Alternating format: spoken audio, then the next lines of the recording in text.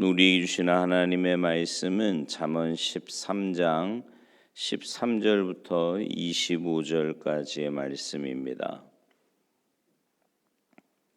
잠언 13장 13절부터 25절까지 우리 한 목소리로 봉독하시겠습니다.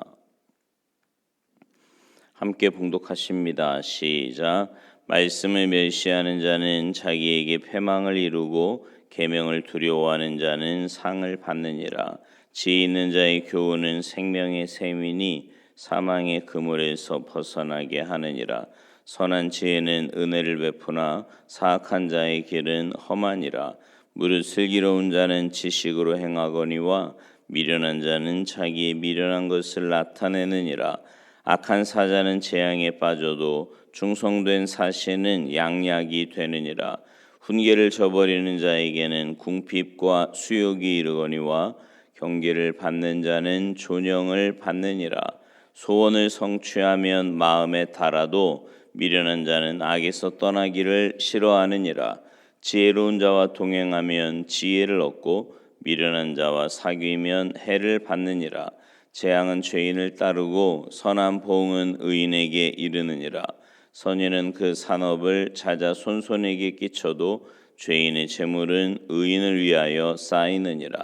가난한 자는 밭을 경작함으로 양식이 많아지거니와 불의로 말미암아 가산을 탕진하는 자가 있느니라.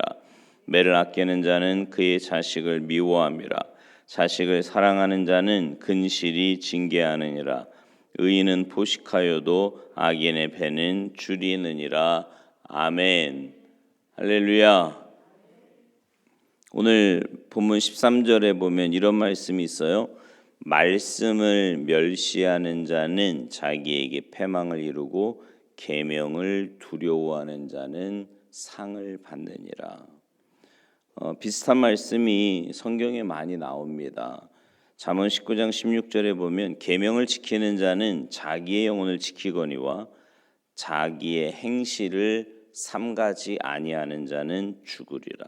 민수기 15장 31절 그런 사람은 여호와의 말씀을 멸시하고 그의 명령을 파괴하였은즉 그의 죄악이 자기에게로 돌아가서 온전히 끊어지리라. 한 곳만 더 볼게요. 사무엘상 2장 30절 그러므로 이스라엘의 하나님 나 여호와가 말하노라. 내가 전에 내 집과 내 조상의 집에 내 앞에 영원히 행하리라 하였으나 이제 나 여호와가 말하노니 결단코 그렇게 하지 아니하리라.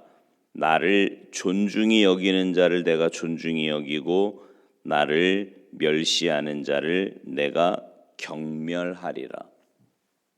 하나님은요, 예나 지금이나 하나님을 존중히 여기는 사람을 또한 존중히 여기시고 하나님을 멸시하는 사람을 경멸하신다고 말씀합니다.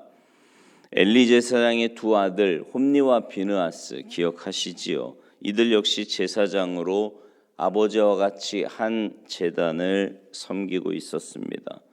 그런데 이들은요, 제사장이었음에도 불구하고 굉장히 불량한 사람들이었어요. 자기들이 섬기는 여호와를 하나님으로 알지 않고요, 자기들의 생활 영위를 위한 수단으로 여겼습니다.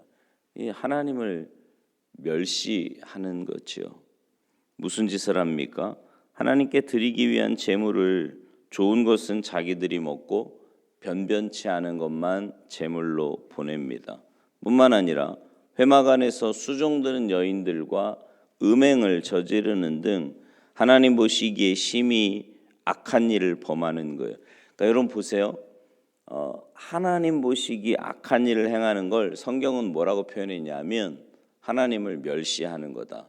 그렇죠. 하나님이 보고 계신다고 생각하면 어떻게 감히 하나님께 드리는 제물에 손을 대고 또 그 안에서 함께 하나님을 섬기는 여인들을 그렇게 겁탈하고 이런 짓을 할 수 있단 말입니까? 그때 하나님의 사자가 나타나서 엘리의 가정이 멸망하고 노인이 없을 거다. 또 영영이 제단에서 손을 떼게 하시겠다. 그리고 홈리와 비느하스가 한날에 죽을 뿐만 아니라 생산하는 모든 자가 젊어서 죽으리라. 이렇게 예언을 합니다. 그리고 그 예언대로 다 이루어졌어요. 하나님을 멸시한 자의 말로가 비참한 거죠. 여호수아 7장에 보면 유명한 사건 하나를 우리가 기억합니다. 이스라엘 군대가 여호수아의 지휘하에 여리고성을 처음으로 점령하려 하는 때 하나님께서 미리 뭐라고 말씀하셨어요? 그 성을 함락시키는 법, 하루에 한 바퀴씩 돌고 마지막 7째 날에 7바퀴를 돌라 말씀해 주시죠. 그러면서 계속해서 뭐라고 말씀하시냐면 여리고성을 함락하게 되면 너희가 많은 유혹을 받게 될 건데 하나도 가지지 말라. 여러분 생각해 보세요. 40년을 광야에서 지냈어요. 그러니 그 여리고성 안에 눈에 보이는 뭐 외투라든가 금은 보화라든가 이런 것들이 얼마나 좋아 보였겠습니까? 얼마나 유혹이 되겠어요. 그러나 첫 번째 성의 것은 다 하나님의 거다. 그러니 손대지 마라. 하나님의 거에 손대지 말래요. 근데 아간이 그 하나님의 말씀을 멸시합니다. 범죄하지요. 결국 그 다음 아이성 전투에 그 범죄로 인해서 비참하게 깨지고 맙니다. 이스라엘 군대가 얼마나 혼이 났는지 백성의 마음이 녹아서 물과 같이 되었다. 이렇게 표현을 합니다. 결국 아간과 그 가족이 아골 골짜기에서 돌로 쳐 죽임을 당한 다음에야 이스라엘이 아이성을 점령할 수 있었습니다. 여러분 하나님의 말씀을 무시하는 개인이나 국가는요 패망합니다. 이스라엘 왕 아합이 이방 여인 이세벨을 왕으로 맞았고 바알신을 섬기며 아세라 목상을 숭배하게 되었습니다. 하나님을 섬기는 선지자들을 다 죽이는 일을 해요. 그러나 그 이후에 반란으로 이세벨이 창문으로 던져져 죽게 되고 아합 왕의 아들 70명이 하루아침에 죽게 됩니다. 하나님을 멸시하면 하나님께서 그를 경멸히 여기시는 겁니다. 이스라엘이요 하나님을 존중히 여길 때 하나님께서 그들을 존중히 여기셔. 우리가 금요일마다 지금 역대하 말씀 나누지만 여러분 이스라엘 전쟁에서 이기는 거는 그들의 전투력이 아니었습니다. 무슨 그들의 군사력 뭐 아니면 뭐 동맹 관계 이런 게 아니에요. 하나님과 어떤 관계냐가 그들의 전쟁의 승패를 결정했어요. 하나님 앞에서 어떤 모습이냐가 그들 나라의 흥망성쇠를 결정했다고요. 이스라엘 역사가 그래요. 하나님을 존중히 여기면 하나님이 그들을 존중히 여기셔서 나라를 세우셨고 부강하게 하셨고 강하게 하셨고 심지어 그 조그만 나라가 주변 강대국으로부터 조공을 받는 그런 삶을 살게 하셨습니다. 그러나 하나님 멸시할 때 사사기에서도 나오는 사사기뿐만 아니라 이스라엘 역사에서 계속 나오는 게 그거 아니에요. 하나님 멸시. 그러니까 하나님 멸시한다는 게 뭐예요? 다시 말하지만 하나님 없는 것처럼 행동하는 거예요. 그냥 눈에 보이는 대로 자기 감정대로 내 생각대로 그렇게 사는 거예요. 그럴 때 하나님께서 그들을 멸망시키시고 말았습니다. 아브라함이 하나님을 얼마나 존중히 여겼습니까? 하나님 말씀이라면 무조건 따랐잖아요. 여러분 이런 신앙의 자세가 필요합니다. 말씀이라 그러면 무조건 따르는 거예요. 앞뒤 재지 않고 요즘 뭐 이런 소리 안 하고요. 고향을 떠나라 그러시면 떠나고 가는 곳마다 제단을 쌓고 백세에 낳은 아들 바치라 그러면 토달지 않고 순종합니다. 하나님 중심으로 생활을 한 거죠. 말씀을 귀하게 여기고 하나님 말씀을요. 그 말씀에 온전히 순종하며 산 겁니다.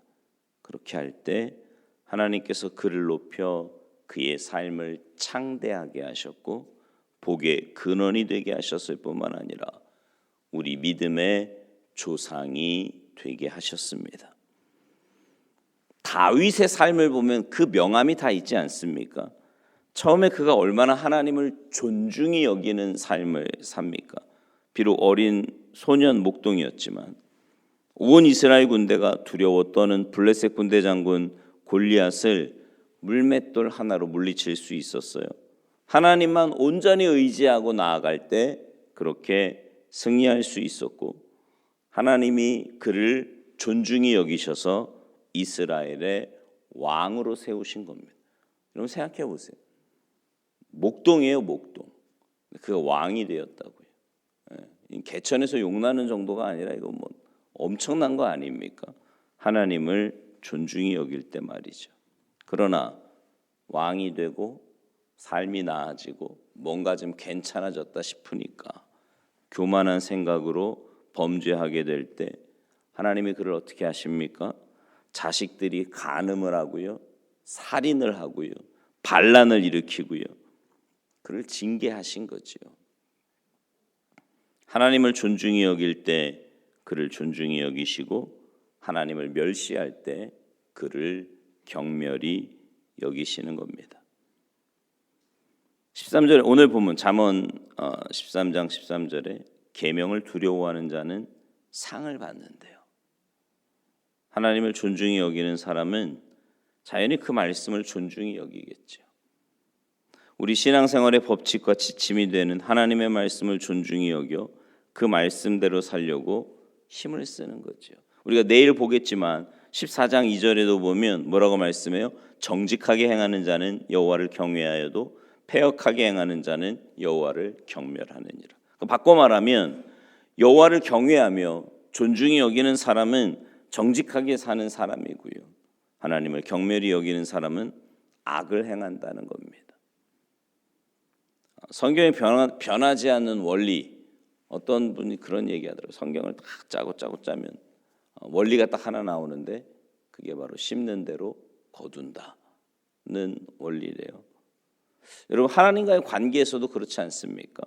우리가 하나님을 어떻게 대하고 어떻게 경외하느냐가 내 삶의 모습을 결정합니다. 이스라엘 역사가 보여주는 게 그거잖아요. 하나님을 어떻게 대하느냐, 하나님 앞에서 어떤 삶을 사느냐가 그들의 삶의 모습을 결정했어요. 그리고 그렇게 내 삶에 행한 대로 하나님은 갚아주십니다. 사랑하는 성도 여러분, 여러분은 어떻습니까? 하나님을 경외하며 사십니까? 그래서 정말 하나님 앞에서 하나님을 온전히 경외하며 그 말씀에 온전히 순종하며 사십니까? 하나님을 우리가 경외하는지 아닌지 삶에서 어떻게 사느냐를 보면 압니다.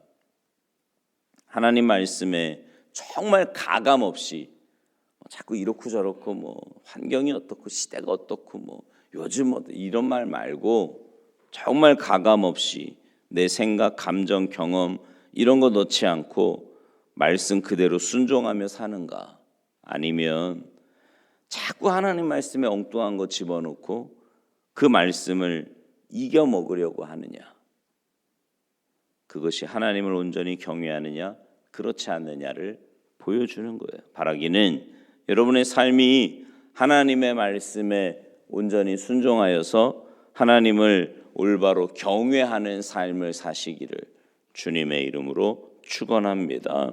기도하시겠습니다. 하나님, 말씀대로 살기가 참 쉽지 않습니다. 내가 자꾸만 살아서 내 감정대로, 내 고집대로, 경험대로, 내 생각대로 하나님의 말씀을 바꾸려고 할 때가 얼마나 많이 있는지 모르겠습니다. 주님, 하나님의 말씀을 하나님의 말씀으로 올바로 듣게 하시고, 들은 그 말씀 붙잡고 뭐 다른 사람 볼 거 없이 내가 하나님 앞에서 어떻게 살아가고 있는지 내 모습을 온전히 바라보며 믿음으로 행하는 우리 모두가 되게 하셔서, 그렇게 하나님을 올바로 경외하는 자에게 예비하신 하나님의 크고 놀라운 은혜와 복을 맛보고 누리며 체험하며 살아가는 우리 모두의 삶이 되도록 주님 도와주시옵소서. 오늘 한날의 삶도 주님께 온전히 의탁합니다. 주님과 동행하게 하시고, 특별히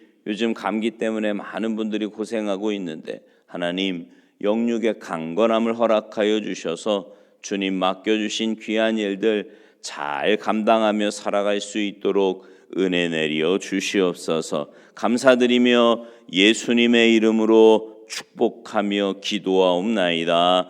아멘.